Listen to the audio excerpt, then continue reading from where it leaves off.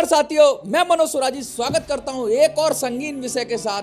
आज उपराज्यपाल ने दिल्ली राज्य सरकार के एक अभूतपूर्व फैसले को, जिसमें उन्होंने कहा था कि लॉकडाउन हटा देना चाहिए, कोरोना के केस कम हो गए हैं, राज्यपाल ने उसकी नामंजूरी कर दी।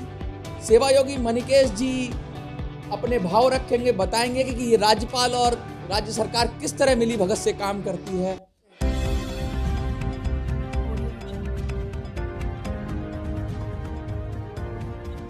मैं सेवायोगी मणिकेश जी के पास जाता हूँ, क्या चक्कर है ये? मैं उपराज्यपाल साहब से ये पूछना चाहता हूँ कि उन्होंने जब शराब के ठेके खोलने थे दिल्ली में चाहूँ और एक वार्ड में 3-3, 4-4, तब उन्होंने एक भी बार मना क्यों नहीं किया? आज रोजी रोटी का सवाल है, लॉकडाउन होके चुके हैं इतने, और एक एक आदमी जो दिन में बेचारा सुबह से शाम तक खाता कमाता है, उसके लिए अगर केजरीवाल जी कह रहे हैं कि लॉकडाउन खोल दें तो ये मना कर रहे हैं। भाई ये हो क्या रहा है यार? भाई हमारी तो समझ में नहीं आ रहा कि राज्यपाल जी ने ना तो उम्र घटाने के लिए उन्होंने कोई क्वेश्चन किया, केजरीवाल को उस समय रोकना था इनको। और ये जो जिस तरीके के चल रहा है कि दोनों सरकारों की मिली भगत है, दिल्ली को रखेल बना के रख दिया है, ये बहुत शर्म की बात है इन राजनीतिक पार्टियों के लिए। आप कहना चाह रहे हो कि बीजेपी और आम आदमी पार्टी मिली हुई है? हाँ बिल्कुल, और क्या मिली हुई है। एक तरफ तो घड़ियाली आंसू बहा रहे हैं कि साहब शराब बंद होनी चाहिए, केजरीवाल जी ने इतने कर दिए कि आज अगर केजरीवाल जी ने एक एप्लीकेशन डाली उनको तो लॉकडाउन अब बंद कर दिए जाए कि कोरोना के केस कम हो रहे हैं, तो क्या उन्होंने शराब के ठेके खोलने के टाइम पे या जो नियम नई शराब की नीति जो बनाई है इन्होंने, उस समय क्या इन्होंने परमिशन नहीं ली होगी? आपको बता दें, उपराज्यपाल केंद्र सरकार का प्रतिनिधि होता है और केंद्र सरकार में इस समय बीजेपी है। केंद्र शासित जो भी सरकार है वो बीजेपी की सरकार है, और बीजेपी अगर चाहती, उपराज्यपाल अगर चाहते तो शराब का ठेका बंद हो सकता था, शराब के ठेके की पॉलिसी को रोका जा सकता था। जिस तरीके से इन्होंने लॉकडाउन की पॉलिसी एक केजरीवाल जी ने बनाई, उसको तुरंत इन्होंने रोक दिया।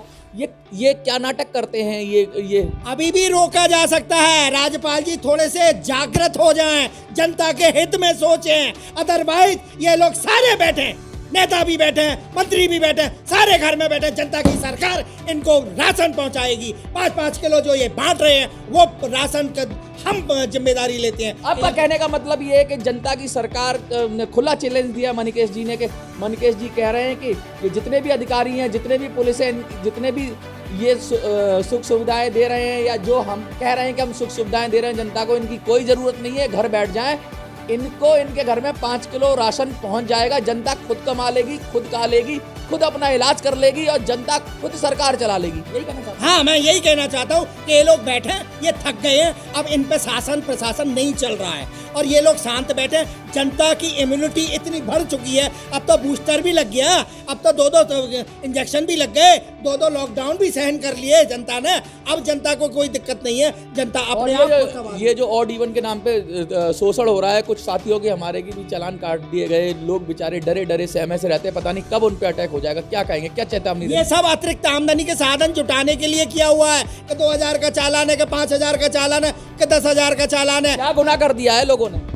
गुनाह क्या किया है लोगों ने? ये गुनाह किया है कि एक को 62 टिकट भेज दी, 62 सीट से जिता दिया। जब कोई बीजेपी का MLA MP अगर पब्लिक के सामने आता है तो वो ये कहता है और जिता लो और 62 सीट दिला दो उसको, अब हम क्या करें? तो इस तरीके के जो नाटक कर रहे हैं ये नाटकों से बाज आ जाए और MCD में जनता वो करके दिखाएगी कि इन्होंने कभी सोचा भी नहीं होगा। मैं आपको फिर बता दूं कि जनता की ही सरकार है और जनता की ही सरकार होनी चाहिए। अगर ये सरकारी अमला इसी तरह से तानाशाही का रवैया करता है, मनमाने ढंग से लोगों को परेशान करता है, उल्टे सीधे नियम बनाता है, और दोनों सरकारें मिली भगत के साथ काम करती है, तो जनता खुद सरकार बनाएगी, जनता की सरकार आएगी।